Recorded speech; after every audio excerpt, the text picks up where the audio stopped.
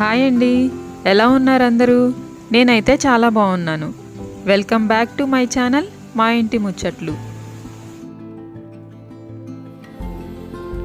ఈరోజు వ్లాగ్లో ఆంధ్ర స్పెషల్ గోంగూర నిల్వ పచ్చడి ఎలా తయారు చేసుకోవాలో చూద్దాం. గోంగూర మన ఆరోగ్యానికి చాలా మంచిదండి. ఇందులో విటమిన్ సి, ఐరన్ కంటెంట్ ఎక్కువగా ఉండడం వల్ల ఇమ్యూనిటీని బూస్ట్ చేస్తుంది. బ్లడ్ ప్రెషర్ కూడా రెగ్యులేట్ చేస్తుంది.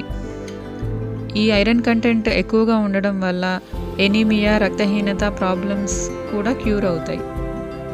సో ఎన్నో హెల్త్ బెనిఫిట్స్ ఉన్న ఈ గోంగూర నిల్వ పచ్చడిని ఎలా తయారు చేసుకోవాలో చూద్దామా?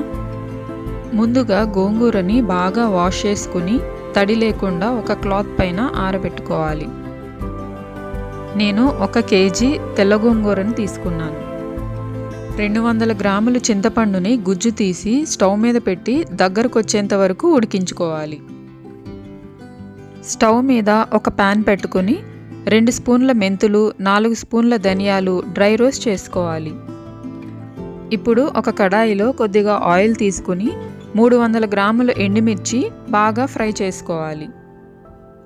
గోంగూర బాగా డ్రై అయిపోయింది. ఇప్పుడు ఒక కడాయిలో ఆయిల్ తీసుకొని ఈ గోంగూరని బాగా ఫ్రై చేసుకోవాలి. ఇక్కడ వీడియోలో చూపించిన విధంగా ఫ్రై చేసుకోవాలి.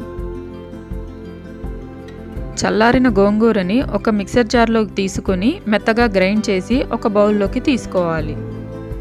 ఇప్పుడు అదే జార్లో ఇందాక వేయించి పక్కన పెట్టుకున్న ఎండుమిర్చి, మెంతులు, ధనియాలు, 150 గ్రాముల సాల్ట్, కొద్దిగా పసుపు వేసి బ్లెండ్ చేసుకోవాలి. ఇప్పుడు ఒక వెడల్పాటి గిన్నెని తీసుకుని అందులో చింతపండు, గోంగూర, ఎండుమిర్చి, మెంతులు, ధనియాలు వేసిన పౌడర్ అన్నీ బాగా కలిసేలా కలుపుకోవాలి.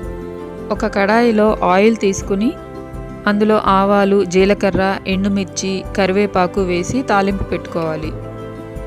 ఈ తాలింపుని గోంగూర కలిపిన మిశ్రమంలో యాడ్ చేసుకుని బాగా కలుపుకోవాలి. ఆయిల్ బాగా ఎక్కువే పడుతుందండి. అంతేనండి, ఎంతో రుచికరమైన గోంగూర నిల్వ పచ్చడి రెడీ అయిపోయింది. ఈ పచ్చడిని వేడివేడి అన్నంలో నెయ్యి వేసుకుని తింటే అద్భుతంగా ఉంటుంది. ఇది 1 year వరకు నిల్వ ఉంటుంది. మీరు ట్రై చేసి ఎలా ఉందో నాకు కామెంట్ చేయండి.